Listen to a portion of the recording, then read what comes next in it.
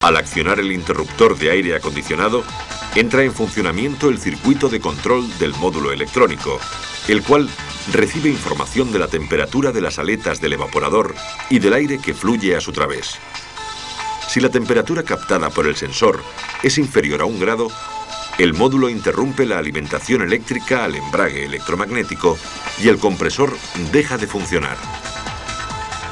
En el instante en que el sensor envía al módulo la señal correspondiente a una temperatura superior a 4 grados, el circuito de control reactiva nuevamente la alimentación eléctrica al embrague del compresor, permitiendo su funcionamiento.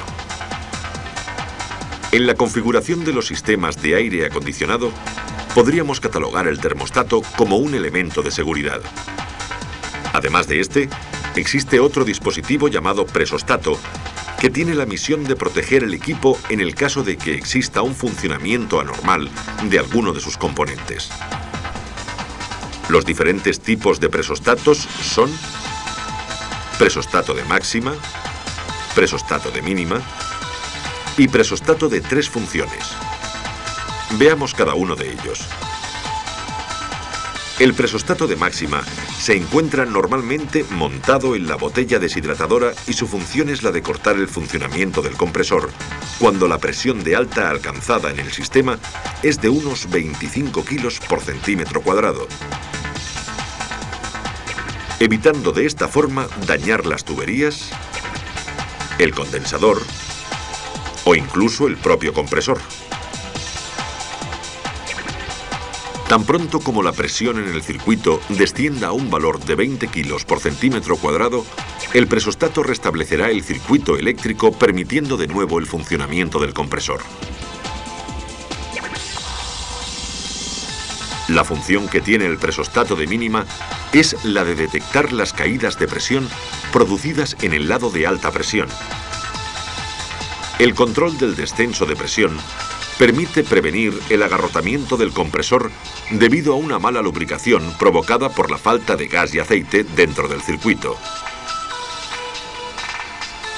Si la presión en el circuito de alta desciende por debajo de 2,2 kilos por centímetro cuadrado, el presostato de mínima interrumpe el funcionamiento del compresor. Cuando la presión supera los 2,8 kilos por centímetro cuadrado, restablece su funcionamiento. Los presostatos de mínima y de máxima se han venido utilizando en aquellos vehículos dotados de ventilador mecánico, cuya refrigeración al condensador era constante.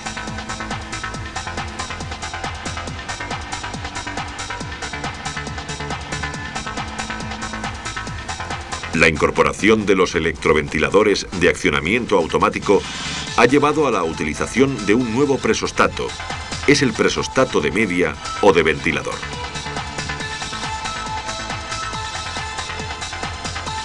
Para conseguir un buen nivel de enfriamiento, es necesario que tanto la temperatura como la presión de condensación se mantengan dentro de los valores establecidos. La regulación de ambos factores la realiza el presostato de media, poniendo en funcionamiento el electroventilador cuando la presión supera los 16 kilos por centímetro cuadrado. De esta forma, se evita que el refrigerante llegue a la válvula de expansión en estado gaseoso. La corriente de aire provocada por el electroventilador enfría el refrigerante y le hace descender la temperatura y la presión. Al llegar a 12,5 kilos por centímetro cuadrado, anulará el funcionamiento del electroventilador. El presostato de máxima, el de mínima y el de media o de ventilador pueden ir incorporados en un mismo bloque, conformando así la válvula trifuncional o presostato de 3 funciones.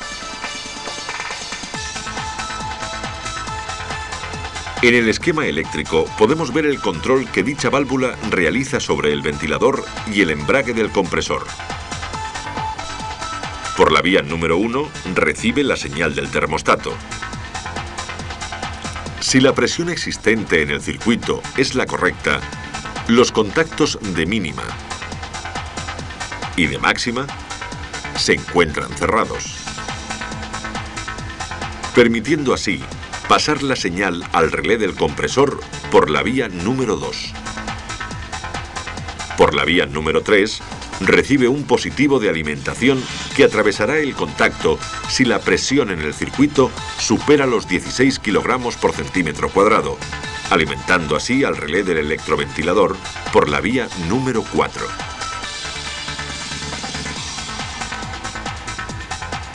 Cuando el interruptor del aire acondicionado se encuentra pulsado, la alimentación eléctrica llega al termostato. Si las condiciones de temperatura en el evaporador son favorables, mantendrá el circuito cerrado, permitiendo el paso de corriente al presostato y de aquí al relé del embrague electromagnético que mantiene en funcionamiento al compresor. Si la presión aumenta por encima de los 25 kilos por centímetro cuadrado, el presostato interrumpirá la alimentación a la conexión 86 del relé. Y este, a su vez, desconectará el embrague del compresor. Cuando la presión baje a 20 kilos por centímetro cuadrado, el presostato cerrará el circuito. El relé se activará y pondrá en funcionamiento el embrague del compresor. Para la protección del sistema, debido a una baja presión, el funcionamiento será el mismo pero con diferentes tarados. De esta forma, si la presión desciende por debajo de 2,2 kilos por centímetro cuadrado, el contacto de mínima se abre.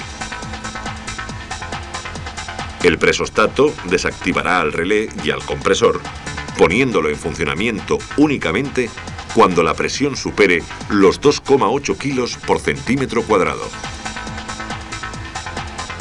Para la activación del electroventilador del condensador, si la presión en el circuito de alta supera los 16 kilos por centímetro cuadrado, el contacto se cerrará. El presostato alimentará a la conexión 86 del relé, activándolo y poniendo en funcionamiento el electroventilador.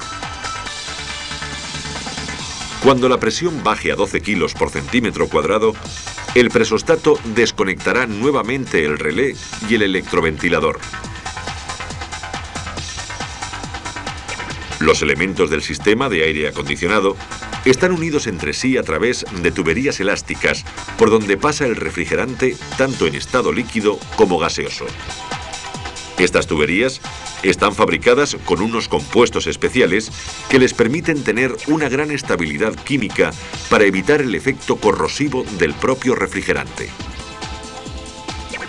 Debido a que el R12 tiene la propiedad de atravesar el caucho, las tuberías deben tener doble envoltura. Una interior de goma o Bruna N.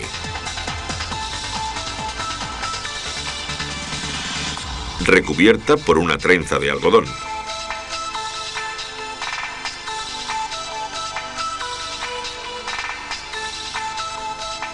Y otra exterior de neopreno, más porosa, para evitar la acumulación de refrigerante. Las tuberías utilizadas en los equipos con refrigerante R134A son muy similares a las anteriores. Disponen de una capa interior de nylon que impermeabiliza la porosidad del caucho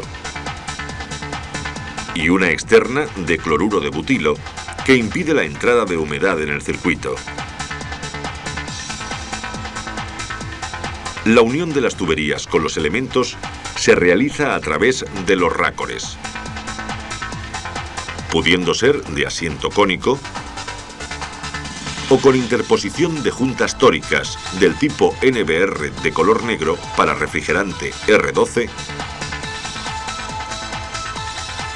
o HNBR de color verde para R134A. Al accionar el interruptor del aire acondicionado, en algunos equipos se conecta directamente el embrague del compresor y la primera velocidad del soplador del evaporador.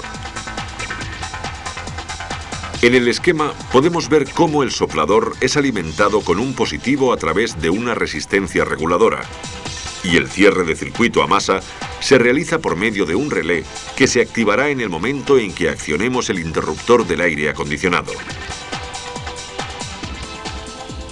Al mismo tiempo, el embrague se conecta a través del termostato y el presostato, como hemos visto anteriormente.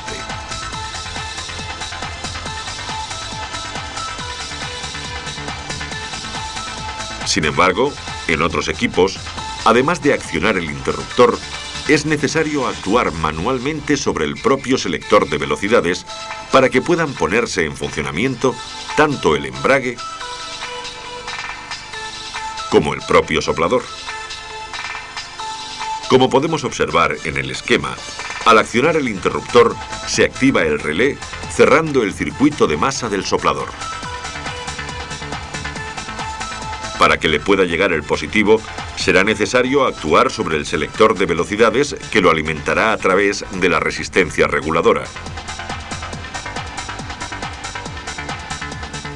Dependiendo del vehículo, la entrada de aire al interior del habitáculo se puede realizar bien admitiéndolo del exterior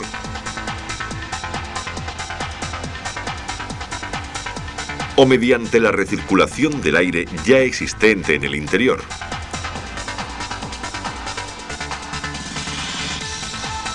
Para lo cual, los equipos disponen de un mando que actúa sobre las trampillas de aireación, canalizando el aire por los conductos hasta el evaporador. La recirculación del aire se utiliza generalmente cuando el vehículo ha estado expuesto al sol y la temperatura interior es elevada, o para impedir la entrada de polvo y malos olores procedentes del exterior. Cuando tenemos seleccionada la posición de aire del exterior, existe la posibilidad de entrada de partículas suspendidas en el aire que pueden ser molestas para los pasajeros. Para evitarlo, los equipos incorporan un elemento filtrante situado en el conducto de entrada principal y es el encargado de retener dichas partículas. Para que el rendimiento del equipo sea óptimo, es necesario que el filtro sea sustituido periódicamente. En muchos de los vehículos actuales, dotados de sistema de inyección electrónica, la unidad de control está relacionada directamente con el sistema de aire acondicionado, ya que es la encargada de gestionar su activación o desactivación, dependiendo de las necesidades del motor.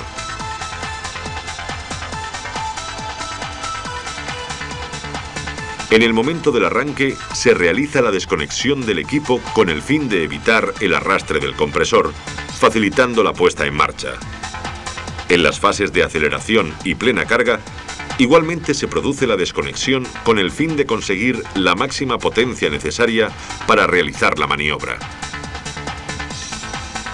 En el esquema eléctrico, podemos apreciar cómo el relé de alimentación del compresor es controlado por la unidad del sistema de inyección a través de la vía 60. Estando el motor en marcha, si accionamos el interruptor de aire acondicionado, se alimenta a la parte electrónica del termostato por la vía 1, al interruptor de mando por la vía 2 y al relé del compresor por las vías 85 y 30. Si la temperatura del evaporador está dentro de los valores normales, el interruptor de mando estará cerrado, pasando corriente a la unidad de control por la vía 55. A partir de este momento, la unidad recibe información de solicitud de puesta en marcha del aire acondicionado, activando el relé del compresor por la vía 60, lo que permite la alimentación del embrague y su puesta en marcha. Si en un momento determinado realizamos una aceleración, el potenciómetro de mariposa informa a la unidad de control y ésta interrumpe la alimentación del embrague desactivando el relé por la vía 60. Este corte tiene una duración de aproximadamente 15 segundos para evitar una disminución del rendimiento del equipo. El funcionamiento del aire acondicionado provoca en el motor una pérdida de potencia de aproximadamente 5 caballos. Este efecto puede llegar a producir el calado del motor si éste se encuentra en la fase de ralentí. Para evitarlo, cuando la unidad de control recibe información de la posición de ralentí y conexión del aire, actúa sobre el estabilizador aumentando el régimen en aproximadamente 75 revoluciones. De este modo, damos por finalizado el apartado teórico dedicado a los equipos de aire acondicionado, sirviendo este como paso previo a la carga, diagnosis y reparación de las averías que pueden surgir en dichos equipos.